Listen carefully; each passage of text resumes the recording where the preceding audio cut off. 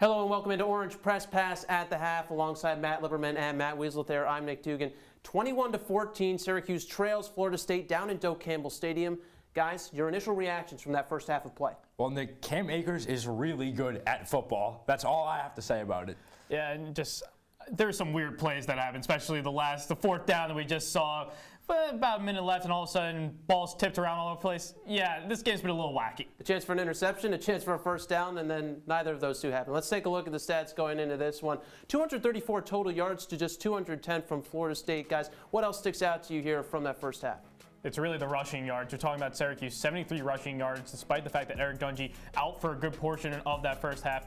And really just the comparison, usually Syracuse not very good rushing compared to their passing yards. This time, they're about half of their yards are rushing yards, not what you expect. I think looking at Florida State, too, looking at the rushing yards, obviously Cam Akers really able to get it going on the ground. But when you compare that to the passing yards, for this season so far, FSU's only really been able to move the chains through James Blackman, and he has been really inconsistent all year. They've barely used him today.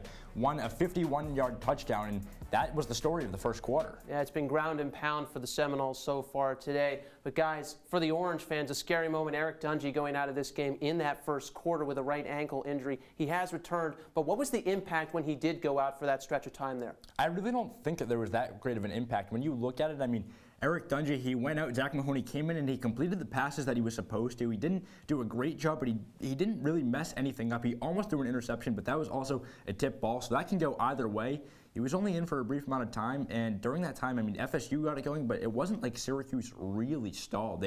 They were able to move the chains, just not anything spectacular, which is, I think, what we would expect. And when Eric Dungey's been in the game, he's been okay at best. And at times, especially you look at that first interception, his big problem for Eric Dungey throughout his entire career has been kind of looking at that first receiver and then not looking past that. He found his first option, and if that's not working, then that's a problem. And, well, Derwin James intercepted his first option when he had that, and that's a problem. So Eric Dungey's been okay, but you got to do more against FSU. Yeah, a couple picks last week and an early pick in this one. We'll see how he fares in the rest of the game. But guys, how about that front seven for Syracuse? They've played tough teams such as LSU and NC State with great running backs. Just not having that same success today. Is it because of Florida State's running game? What do you see is the problem there?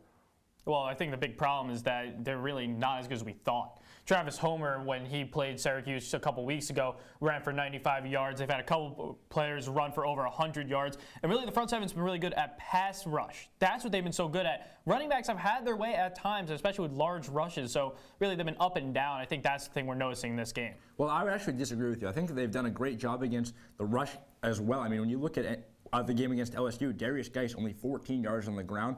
I think the issue is when you look at people that can do everything in the backfield, like Naheem Hines and Jalen Samuels for NC State, each able to amass over 100 yards. So when you look at those all-around backs, Syracuse hasn't done as great of a job against that, and you see that today with Cam Akers. He's a great pass catcher, even though they haven't used him in that role today, but has that versatility.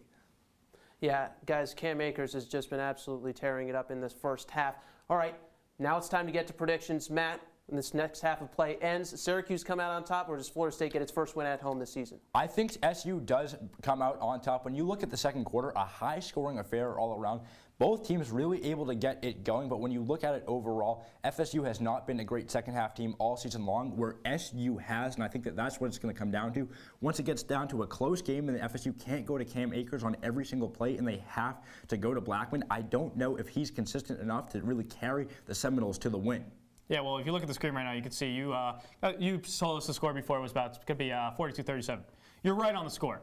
You're wrong on the team. Florida State's going to win this game. It's very much simply one. Cam Akers has been phenomenal. I think he's going to continue that into the second half. And really, Syracuse, they've been playing a little sloppy. We've seen this a couple times when they're away. And obviously, they haven't won an away game this season. One of the reasons is they kind of get sloppy a little bit. We saw it at the end of the first half. We've seen that a little bit throughout this game. And I think Florida State's going to be able to capitalize on that. You're seeing a different Florida State team than the one that played Boston College. They're not this team that's really scared of everything. James Blackman's playing pretty well. Obviously, he has the one big throw, but he's playing consistent. He's not making mistakes. That's why Florida State's going to win this game. They're just not making mistakes, and that's the key to Syracuse. Really, they've been losing games because they've been making these silly mistakes. All right, so split decision from our analysts. We'll just have to wait and see in the second half. Thanks so much for joining us. Stay tuned to our football content and our live reporting at CitrusTV Sports on Twitter. For Matt Liberman and Matt Wieselthier, I'm Nick Dugan. Enjoy the second half.